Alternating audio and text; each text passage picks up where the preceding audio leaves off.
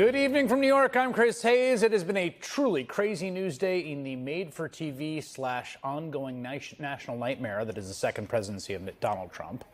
Tonight, we are tracking two big stories coming out of the Department of Justice, although there's some others we'll discuss over the next 2 hours. The first being the FBI raid on the home and office of former Trump National Security Advisor John Bolton. You can see the pictures of them taking boxes out there. It started just after dawn this morning. It went on for nearly 8 hours.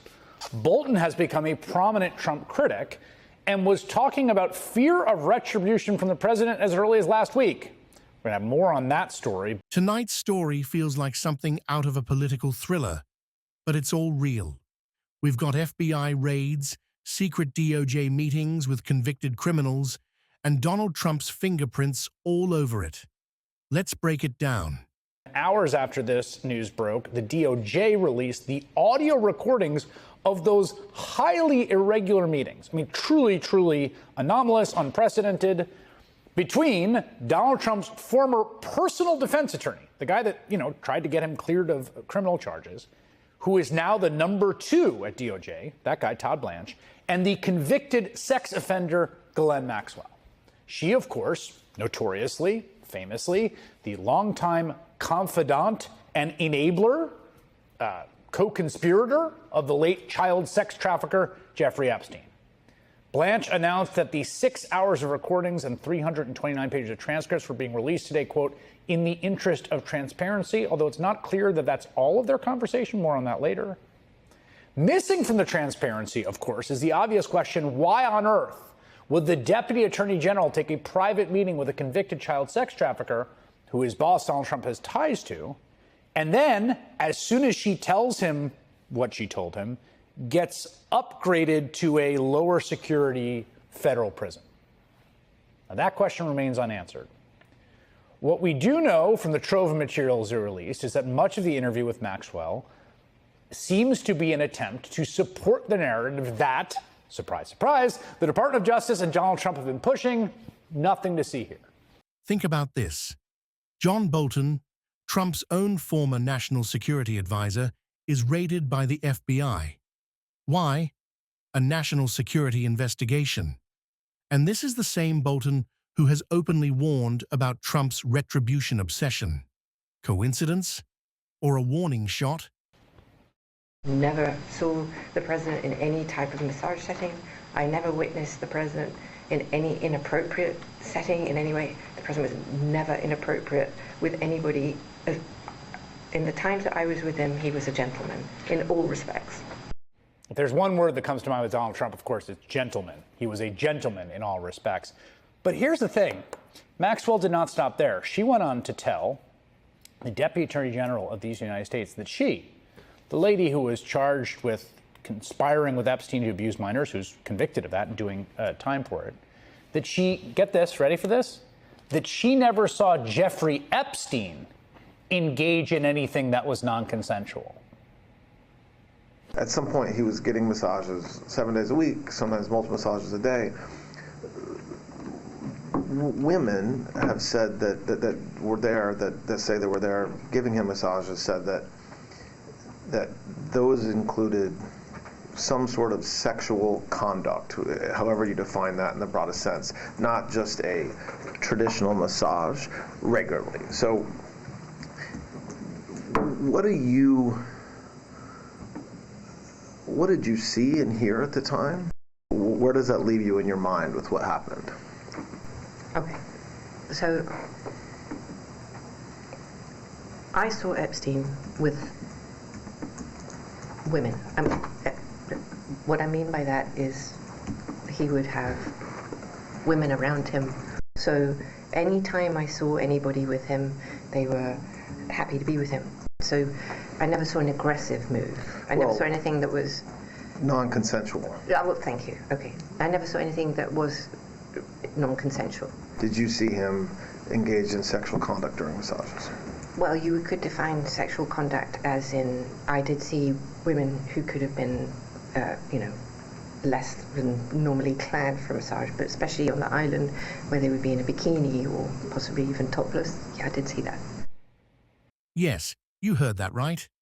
Trump's former lawyer, Now a top DOJ official meeting in private with Ghislaine Maxwell, Epstein's partner in crime.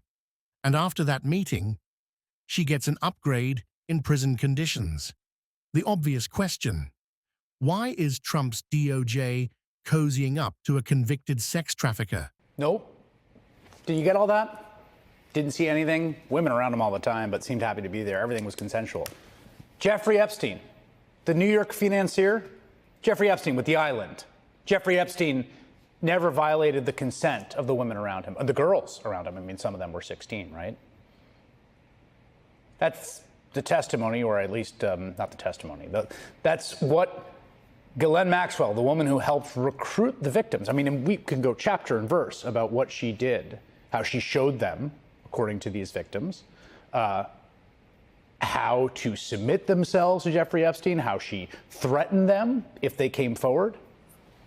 The victims who say it was anything but consensual, that he was sexually assaulting them, that he was raping 16-year-old girls. Ghislaine Maxwell says, no, never anything consensual, and also Donald Trump was a perfect gentleman. Both those in the same interview. In addition to those interview recordings, today the House Oversight Committee received another trove of documents related to the Epstein case that it subpoenaed nearly 3 weeks ago. We're going to be discussing that in just a moment. Now, it's clear from the delay and then I think the timing on this big news day on a Friday in August that Donald Trump is trying to do anything to distract from Epstein, which includes putting American troops, armed American troops, we learned today, on the ground in American cities and going after his political enemies and trumpeting the move on social media by all his factotums. His made-for-TV attempt at an authoritarian takeover just so happens to be consuming the news cycle after news cycle. But here's the thing. It is also very real and exactly what it looks like. It's not just a show or a distraction. It's the real thing.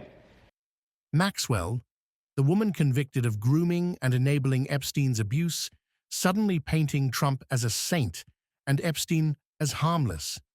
That's not testimony. That's damage control. And it sounds exactly like the narrative Trump wants the DOJ to push. They are sending troops into the streets. They are occupying the Capitol. They have a secret police force that is scooping people up, that is demanding people's ID. They have an enemies list. They have the state security apparatus targeting political opponents. In fact, we're being told the FBI search on John Bolton's home and office was part of a, quote, national security investigation in search of classified records. A source familiar with the matter confirmed to NBC News. But since his time in the first Trump administration, Bolton has come out as a vocal critic of the president. He appeared on TV just last week talking about the fear of retribution over his willingness to speak out. You're obviously on his enemies list, at least Kash Patel's enemies list. Are you worried that they're going to come after you in some way? I mean, he's hinted at it before. Well, I think he's already come after me and several others in withdrawing the protection that we had for from the Iranians for the attack on Qasem Soleimani. So I think, and I said in the new forward to the paperback edition of my book, I think it is a retribution presidency. There's little Donald Trump hates more than people he perceives to have turned on him. So he's wielding the power of the state to make an example of John Bolton, right? To instill fear and seek retribution. It's what happens when a strongman or a dictator lose popularity and control, is that they grow more dependent on fear and force to maintain power. This isn't just about Epstein or Bolton. It's about power. It's about Trump weaponizing the state, rewarding his allies, punishing his enemies, and rewriting history in real time. And the DOJ's fingerprints are all over it. The question is, how much longer can this cover-up hold?